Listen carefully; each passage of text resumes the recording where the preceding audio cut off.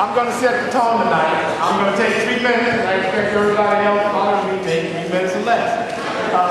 First thing I want to do is to have my family, my wife, my son, my 2 daughters, the husbands stand, our cousins. Please stand. I'd like to recognize today.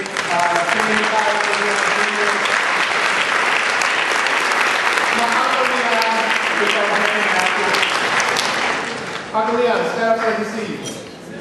Thank you.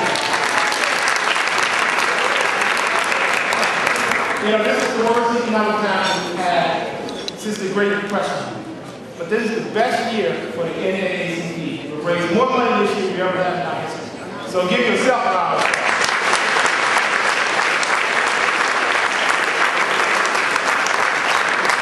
You know, since I became president, I get asked a single question 1,000 different ways, 100 different times. And that question is, what is the relevance of the NAACP in 2009?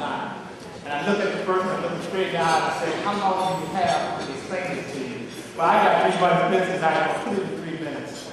The first thing I tell them is that I read to them and say our mission statement. In 1909, the NAACP, when it was founded, had as its mission statement to ensure the political, educational, social, and economic equality of rights for all people. Now, how lofty is that goal? Made 100 years ago to 2009. It was the purpose and goal of the NAACP to expand on those rights. And that's what we have done over a long period of time. So when I get a question like that, I'm delighted, because that lets me know that here's somebody who wants to think about what has been my past. And that goes beyond racial lines. It doesn't matter what color you are, the NAACP has impacted your life. And it was our founding fathers that had the ability to look past their suffering and their grief and look into the future to put us in a position where we can elect an African-American president 100 years later. It was during this time, that we lived in a country that you have to think was 145 years old before it gave the mothers, the wives, and the sisters the right to vote. It was, they gave African Americans the right to vote right after the Reconstruction period, but it took 100 years later for that right to be enforced in law. The 2 most common themes for the NAACP over that 100-year period has been grounded in the Constitution and the Declaration of Independence, which basically says all people are created equal. And the NAACP made that their goal. That's our goal, to ensure the political, educational, social, and economic equality and the rights of all people. That's why we had a Brown versus Board education. That's why Rosa Parks, an NAACP member and an employee, didn't get to the back of the bus. She stood her ground. And it was NAACP at the forefront of that fight also.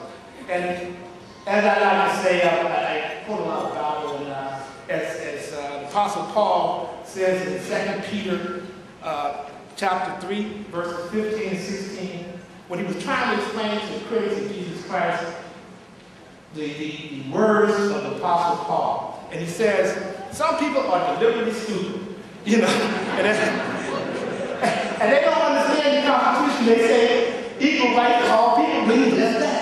And as my grandmother used to say, Miss Gertrude Garrett, she says, you know, as long as there are fools in the world you can't talk to, then we need an NAACP. You know?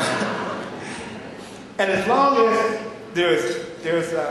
as long as we have non-equality in job, promotion, education, and healthcare, if it's not the same for all people, then that's why we need an NAACP. As long as the poor and the middle class are discriminated against in favor of the AIGs, the Lehman Brothers, the Merrill Lynch's, the JP Morgan, the Citigroups of the world, who can get business for messing up the whole world, not just to be messed up the whole world. And the average person, the poor, the middle class, when they lose their job or they come from no fault of their own, they get the blame. Well, you need an NAACP for that, because we filed a lawsuit to challenge those vendors and those predatory vendors. It was the NAACP that done that, and we still do it. As Dr. King says, injustice anywhere is a threat to justice everywhere. Mahatma Gandhi also said, we must become the change that you want to see. We are the NAACP, and we have perpetuated the change that we wanted to see over the years.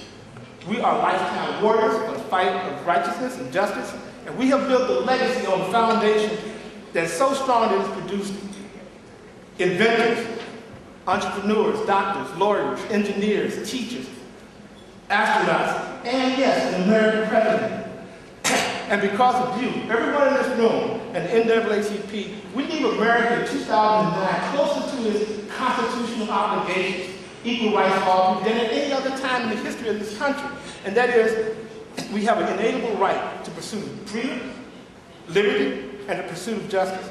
We are the NAACP, and that is our 100-year history. For all of us, imagine our history about how we measure our history by the people that we touch. That's not a part of our family and friends. If you are NAACP, I want you to know tonight that your legacy is secure. Because we have brought to America diversity, tolerance, patience, and understanding that did not exist before we were born. And yes, we can, as NAACP members, we can take responsibility for that. And while the future generations may not remember our name, they will clearly understand and appreciate our deeds that we've done for them. So as long as there's in America, our legacy as NAACP is secure. And I want everybody in this room, if you're not a member of the NAACP, I want you to walk out here with an application. If you don't, I'm very ugly and give you one. So thank you, and God bless.